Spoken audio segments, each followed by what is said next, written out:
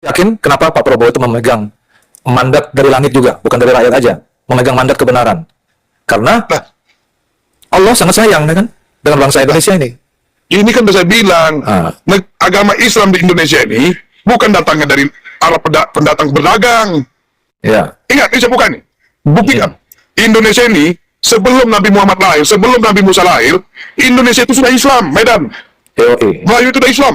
Ya. Dan Islam itu sejajar dengan kakak beradik sama Nabi Ismail sama Nabi Isa.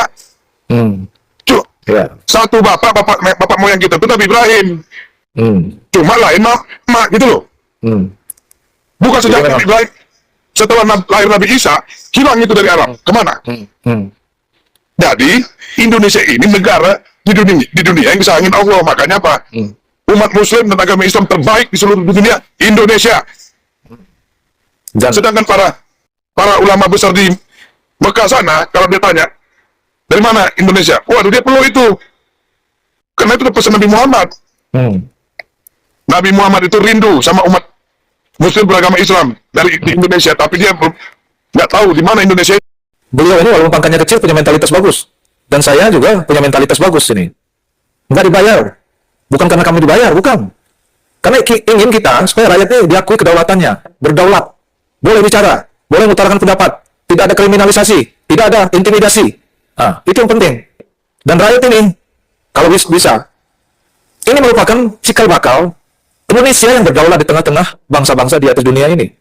Berdaulat dari segi kesehatannya, berdaulat dari segi ekonominya, berdaulat dari segi hukumnya, berdaulat dari segi geopolitiknya, berdaulat dari segi tatanan kehidupan sosial kemasyarakatannya, berdaulat dari segi teknologinya, berdaulat sisi pertahanan keamanan.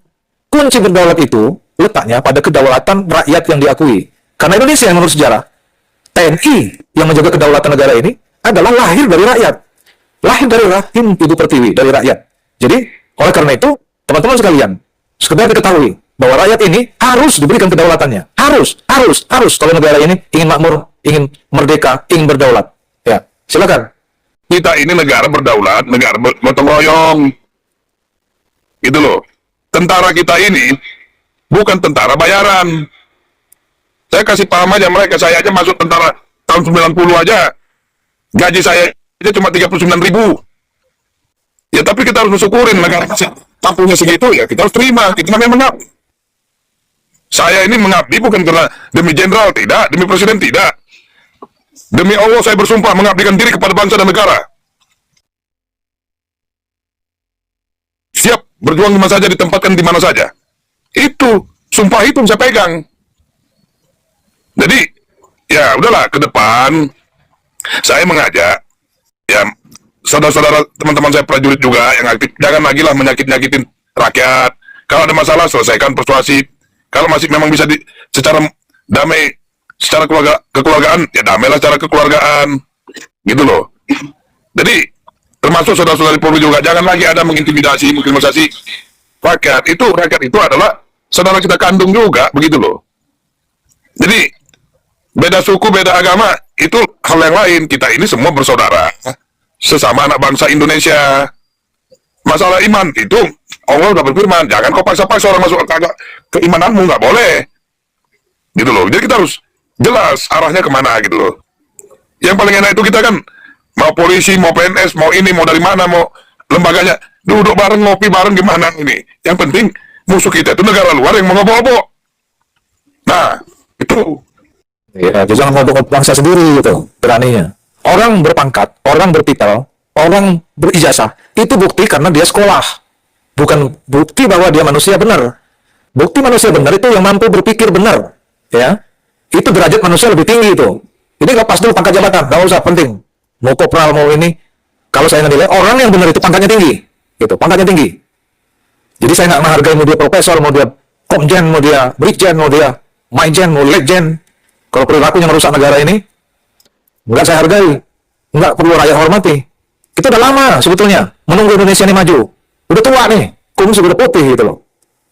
79 tahun Indonesia menunggu amanah kemerdekaan itu untuk mensejahterakan rakyat, memakmurkan rakyat. Kalau di Kabinet Merah Putih terisi orang-orang yang membegal tatanan kehidupan yang merusak negara ini, nah ini kan rakyat bertanya, mungkin Prabowo ini ngetes, berubah nggak nih orang nih, gitu loh. berubah, alhamdulillah gitu. Tapi kalau nggak berubah, ya kita lihat nanti gimana. Tapi rakyat selalu kawal ini, harus selalu lihat gitu loh. Ya, Jangan saya- diam-diam aja. Rakyat. Saya sebagai anak bangsa, ya kalaupun para pejabat-pejabat itu ada kesalahan atau apa, ya nggak boleh juga kita harus hukum dia, diseret rakyat, dibunuh rakyat itu nggak boleh. Kita negara hukum. Nah, Iya. selesaikanlah masalah itu dengan baik yang adil. Nah, begitu. Mm-mm. Jadi, Tapi jangan belaga tegong gitu. itu dari Pak Prabowo, nggak ada yang kebal. Iya, itu paham nggak mestinya? Saya itu udah bersuara terus, saya sampaikan terus dulu ke Pak Prabowo itu. Bapak, saya mendukung mengawal Bapak bergerak, berjuang di rakyat akar rumput, demi membela hak rakyat yang terzolimin, mensejahterakan kehidupan rakyat, seluruh rakyat dan seluruh rakyat dan anak-anak bangsa. Selamatkanlah bangsa negara ini. Itu tujuan saya intinya, nggak ada yang lain. Kalau bilang salah bermasalah, saya pun bukan orang baik-baik, saya pun tidak salah, saya pun juga bermasalah. Kenapa manusia itu nggak ada yang luput dari ihlap dan kesilapan? Tinggal kita mau nggak satria. Kita satria, kalau salah ya salah gitu loh. Begitu kalau saya. Karena akibatnya negara rusak kesalahannya itu. Fatal. Nah, tapi itu kan, kalaupun gitu kan Pak Tito kan bukan sendiri. Hmm. Pak Tito itu kan bukan sendiri. Ya. Masih ada di belakangnya juga lagi. Mungkin penaruhan jenderal-jenderal juga kan begitu. Ya. Ya, cuma merumuskan Pilpres 2019 itu yang salah, sudah keliru. Hmm. Terlalu ugal-ugalan, terjun bebas. Akhirnya 10 tahun ugal-ugalan ya. 10 tahun ugal-ugalan ini. Nah, kalau bilang 2024 katanya Pilpres curang, saya tidak sependapat. Mana? Tunjukkan kecurangannya. Enggak lah. Mana? Nggak ada. Nggak ada. Bansos. Bansos itu masuk ke kantong Semar itu. Kantong Semar, ke kantong pribadi. Nah, Bansos kalaupun ada dijual lagi gitu. Nggak ada. Kita buktikan Pak Prabowo 2024 yang demo, silakan aja sampaikan demo kalian. Yang penting jangan anarkis. Itu hak. Hmm. Hak untuk menyampaikan pendapat. Kurang di mana Pak Prabowo itu mulianya coba. Terus ada yang ditangkapin sama Pak Prabowo disuruh lepasin. Udah jangan jadi ini. Itu kan mesti anak-anak kita juga. Makanya setelah Pilpres saya bilang udah nggak ada lagi 02, 01, 03 nggak ada. Kita semua anak-anak Pak Prabowo, kita semua rakyat Pak Prabowo berbicara itu normatif, objektif aja. Iya. Tidak ada unsur kebencian apa nggak ada. Nggak ada. Habis itu bilang sama Pak Tito juga saya tidak benci. Hmm. Tapi ya siapa yang bertanggung jawab 2019 itu aja. Iya. Jadi, Ya, silakan selesaikan masalahnya gitu loh. siapa yang bertanggung jawab 2019 selesaikan. Iya. Siapa yang berbuat? Ya mumpung presidennya ini orangnya bijaksana ya. Kalau saya lihat sih Pak Prabowo ini orangnya bijaksana. Sabar gitu loh. Tapi memang dia orangnya spontan. Kalau bicara itu belak-belakan, itu menunjukkan kejujuran. Ya, Pak, saya tahu aja. Dan saya nggak pernah jadi anak buah dia itu apa saya tahu. Pak Prabowo itu bukan orang yang kejam. Dia itu penyayang. Tapi dia tegas. Iya. Dia punya ketegasan. Ya. Sama seperti saya kalau udah ngomong, ya. Besok saya kasih kamu ini, ya saya kasih, saya lakukan itu. Jadi nggak tarik